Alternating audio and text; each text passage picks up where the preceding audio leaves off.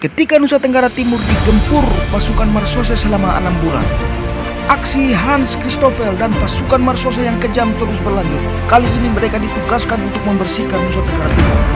Jauh sebelum Soekarno dibuang ke ND, di wilayah itu pernah terdapat sejumlah pemimpin berpengaruh yang tidak mau tunduk kepada Belanda seperti Abu Gusman dan Tuameno.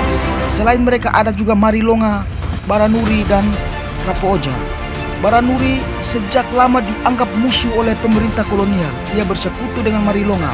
Sementara Rapoja yang berkuasa di Woloware juga menjadi buruan penting pemerintah kolonial.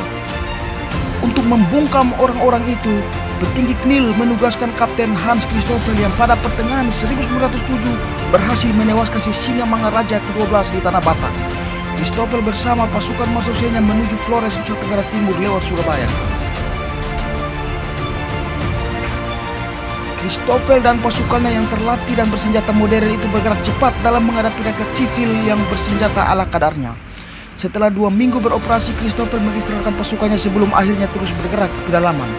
Selepas bulan Agustus, pasukan Marsose yang dipimpin disebar ke beberapa wilayah hingga tersisa 46 orang yang ikut dengannya ke Labuan Bajo, Manggarai, Reo, Riung, Ngada, dan lainnya.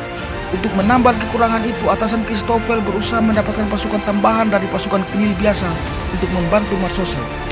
Christoffel dan pasukannya bergerak dari kampung ke kampung di pedalaman. Dari Todo mereka bergerak ke Wontong, lalu ke Kempo.